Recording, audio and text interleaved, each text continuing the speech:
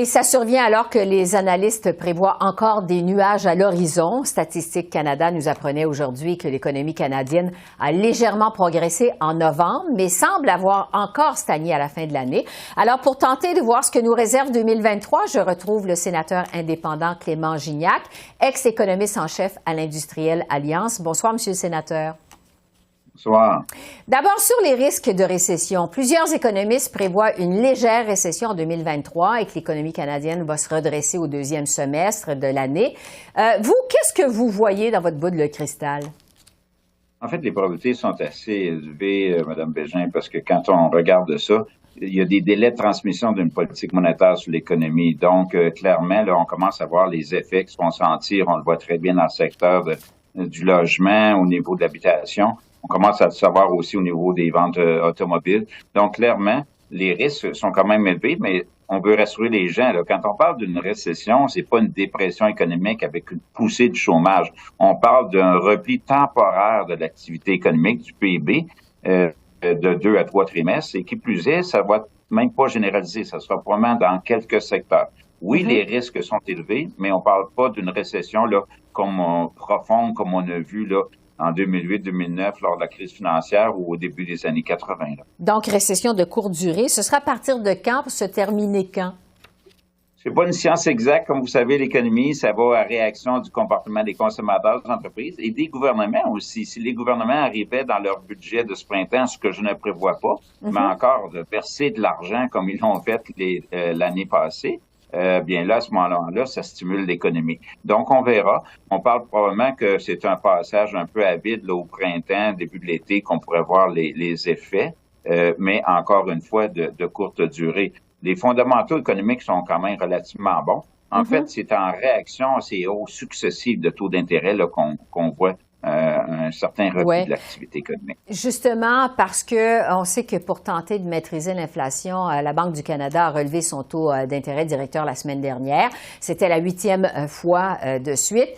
Ces augmentations avaient commencé il y a un an, là, grosso modo. Est-ce que la hausse des taux d'intérêt se fait pleinement sentir au Canada ou si on va continuer à sentir encore plus les effets de ces hausses d'intérêt? En fait, elle se fait pas encore pleinement sentir. Ça va être à venir. Oui, pourquoi c'est le cas? Parce qu'il y a des gens qui avaient utilisé des hypothèques fixes peut-être pour 2 ou 3 ans. Et là, ça vient à échéance. Donc, quand on renouvelle, on va aller à des taux plus élevés. Donc, c'est pour ça qu'on parle d'un délai de transmission. Donc, plein impact là, des hausses là, qu'on a eues, les 8 successives, là, au-delà de 400 points de base, ça va être à compter du printemps et de l'été qu'on va voir les pleins effets. D'ailleurs, c'est pas pour rien que la Banque centrale a décidé de parler de pause conditionnelle, c'est-à-dire que là, on va se mettre un peu sur les lignes de côté pour voir le plein effet d'impact que ça a sur les finances des ménages, sur la capacité des gens aussi de pouvoir acheter une maison ou de peut-être au niveau de leur automobile, parce que c'est certainement pas les mêmes mensualités que les gens vont faire face là, au niveau du renouvellement. Ouais, cette contraction, je dirais, des dépenses, ça survient au moment où on se sort de la pandémie. Il y a des grands pans de l'économie qui, quand même, redémarrent. Je pense, entre autres, au secteur des transports. On sait évidemment que les restrictions de voyage liées à la COVID-19 ont été levées. Est-ce qu'il y a quand même des secteurs de l'économie qui sont actuellement en croissance au pays? Bien, définitivement, vous l'avez mentionné, le secteur des transports. Gardons à l'esprit qu'il y a une demande latente là, qui est un peu inassouvie, qui là, maintenant, avec la levée des restrictions, que les gens ont le goût de voyager, ils ont le goût de sortir dans des restaurants.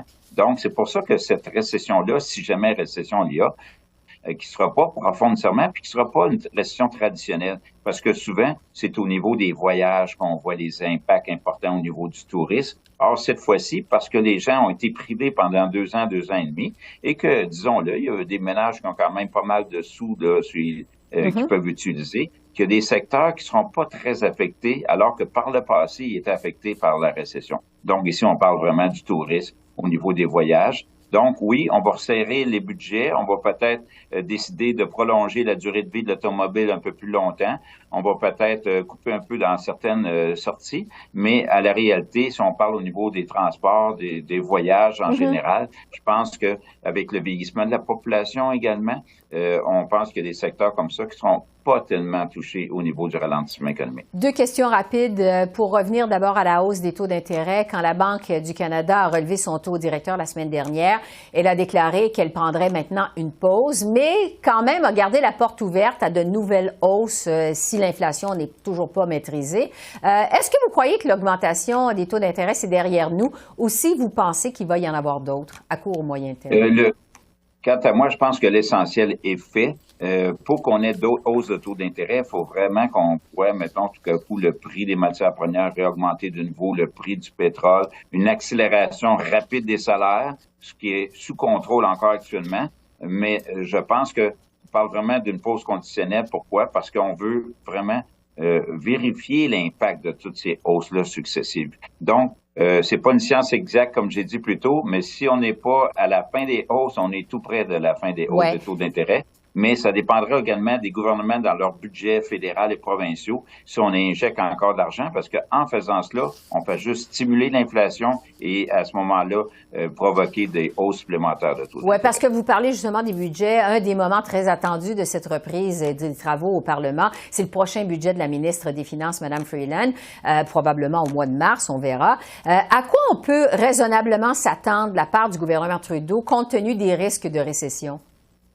Ben, en fait, ça va être différent des derniers budgets où on avait injecté beaucoup d'argent. Cette fois-ci, il y a quand même des priorités. On voit qu'on veut régler pour des raisons politiques et autres.